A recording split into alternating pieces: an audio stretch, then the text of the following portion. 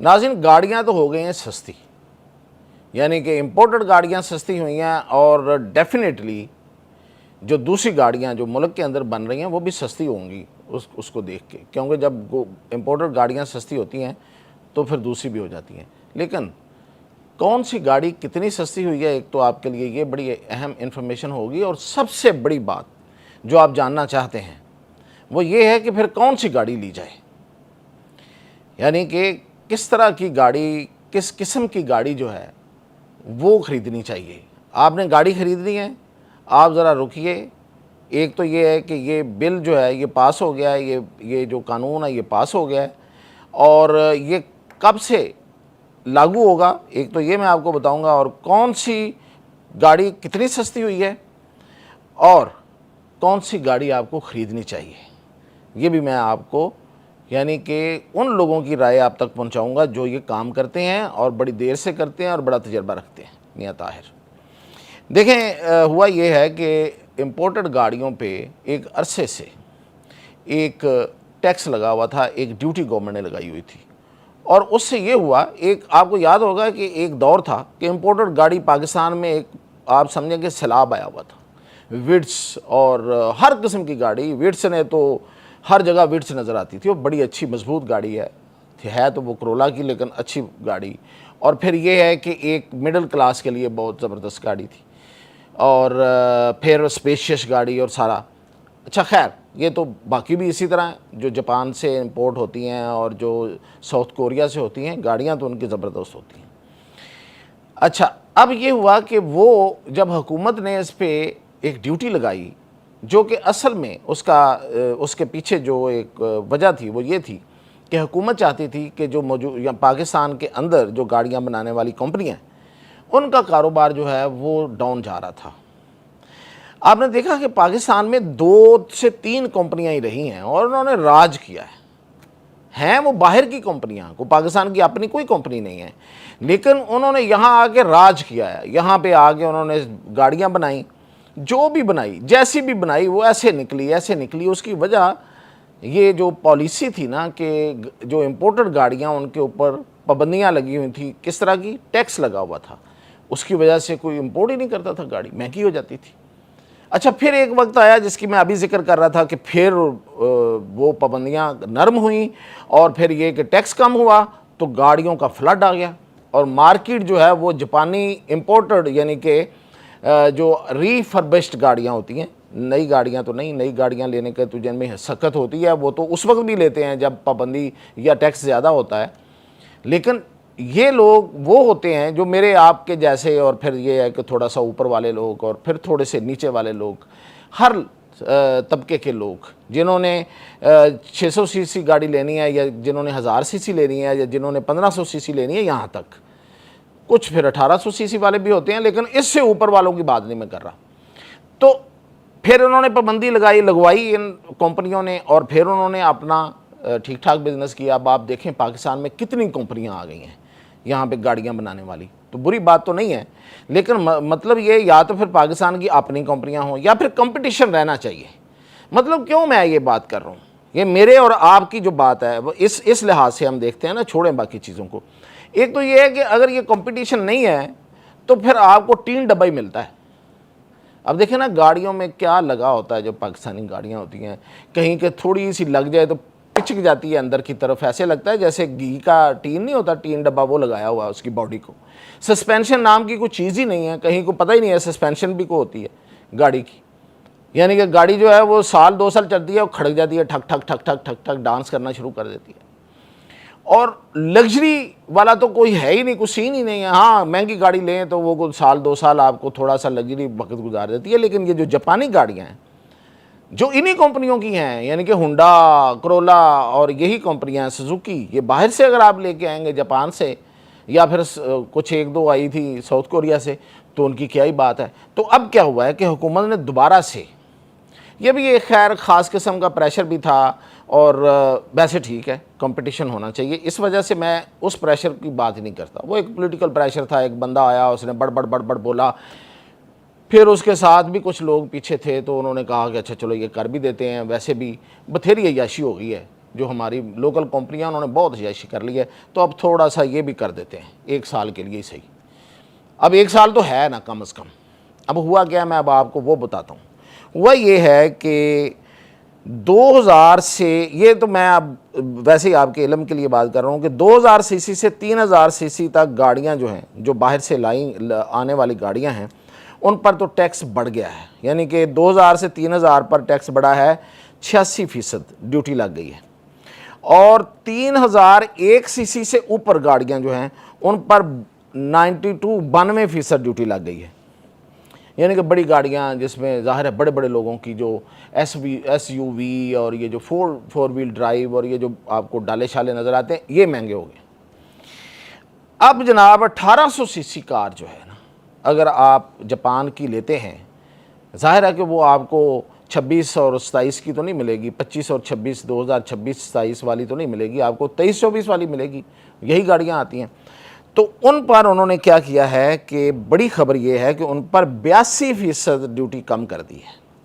یعنی کہ ان پہ تھی 156%، اس کو کم کر کے 74% کر دیا. 82% کمی آئی ہے، بڑی کمی ہے. اور 1500 سی سی کی جو گاڑی ہے، جو کہ ظاہر ہے بہت سے لوگ لیتے ہیں، لوگوں کی رینج میں ہوتی ہے، تو اس پر بھی ڈیوٹی کم ہوئی ہے. لیکن اس پر تھوڑی سی، اتنی تو نہیں ہوئی لیکن خاصی کم ہے، وہ ہے 34% ڈیوٹی کم ہوئی ہے. یعنی کہ 91% پہلے تھی، اب وہ 57% ہو گیا ہے. تو 34% ڈیوٹی جو ہے، ٹیکس جو ہے وہ کم ہو گیا. اچھا جی، اس سے نیچے آتے ہیں جو بہت سے لوگوں کی رینج ہے، وہ ہے 1000 سے 1500. 1500 پہلے میں صرف 1500 سی سی کا بتایا، اب 1000 سے 1500 تک وہ اس پر جناب جو ڈیوٹی ہے وہ بھی 24% کم ہوئی ہے. وہ پہلے تھی 76%، اب 52% ہو گئی ہے. اور اس سے جو کم گاڑی ہے، جو کہ یہاں پہ میرا خیال ہے کہ ضرور لوگوں کے لینی چاہیے، اور یہی گاڑی جو ہے یہ سب کے کام آتی ہے اور زبردست کام آتی ہے. میں سمجھتا ہوں کہ ٹریفک کے لیے بھی بہتر ہے، لوگوں کے لیے بھی بہتر ہے. پھر یہ ہے کہ آپ کے جیب کے لیے بہت اچھی ہے، یعنی کہ فیول کا خرچہ بہت کم ہوتا ہے. اور وہ ہے 850 سی سی کی گاڑی. اچھا 850 سی سی اور اس سے کم جو گاڑیاں ہیں وہ آپ کو پتہ ہے 650 سے شروع ہوتی ہیں. جو جاپانی گاڑیاں ہیں وہ 650 سی سی کی بھی ہیں اور 850 سی سی تک جاتی ہیں. ان میں 24% جو ہے وہ کمی ہوئی ہے. یعنی کہ 66% سے یہ آ گیا 42% پہ. اچھا جی، اب میں رف آپ کو ایک اندازہ بتا دیتا ہوں کہ آپ اگر 850 سی سی کی گاڑی امپورٹر لیتے ہیں تو وہ اب آپ کو جو موجودہ قیمت ہے وہ بنتی ہے اس کی کوئی 35 لاکھ. اب اس میں جو کمی آئے گی وہ 3 سے 6 لاکھ آئے گی. ویسے میں نے 35 لاکھ ایک رف اندازہ بتایا ہے. ابھی میری جو بات ہو رہی تھی اس میں یہ 24-25 لاکھ کی بھی مل جاتی ہے کچھ گاڑیاں. تو خیر یہ تو ابھی جب شروع ہوگا تو شاید اس سے کم تھوڑا سا اسی رینج میں آ جائے جتنا میں نے کہا. تو یہ تو بہت زبردست ریٹ ہے.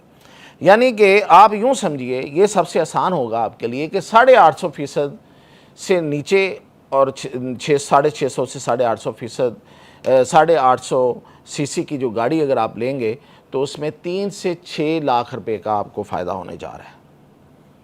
تو اس لیے تھوڑا رکیے. دوسرا یہ کہ اگر آپ 1000 سے 1500 سی سی کی گاڑی لیتے ہیں تو پھر آپ کو فائدہ 5 سے 10 لاکھ کا ہونے والا ہے. یہ تو میں آپ کو ٹیکس کی مد میں کہہ رہا ہوں، یعنی کہ جو ٹیکس لگا ہوا تھا اس کا فائدہ ہے. لیکن جب گاڑی آنا شروع ہوتی ہے تو مارکیٹ میں جب گاڑی زیادہ ہوتی ہے تو پھر قیمتیں اور بھی کم ہوتی ہیں. تو اس لیے یہ تو میں نے آپ کو ٹیکس کی جو رعایت آپ کو ملنے جا رہی ہے وہ ہے 3 سے 6 لاکھ، جو 850 سے 650 سے 850 سی سی، اور 1000 سی سی سے 15 میں 5 سے 10 لاکھ کا فائدہ ہے. لیکن جب یہ آئے گی تو اس کی اپنی قیمتیں اور کم ہوں گی. اور پھر یہ کہ جو ملکی گاڑیاں ہیں جو ہمارے ملک کے اندر بنتی ہیں ان کی قیمتیں جو ہیں وہ بھی کم ہوں گی. تو اوورال تو گاڑیوں کی قیمتیں کم ہو رہی ہیں. کب سے کم ہو رہی ہیں؟ 1 جولائی کے بعد یہ عمل درآمد ہو جائے گا اس پہ. تو ابھی کچھ دن رک جائیں. 1 جولائی کے بعد جب اس پہ عمل درآمد ہو اور جو پورٹ میں کھڑی گاڑیاں یا پیچھے سے اور آئیں گی وہ جب آنا شروع ہوں تو شو رومز کا چکر لگائیے.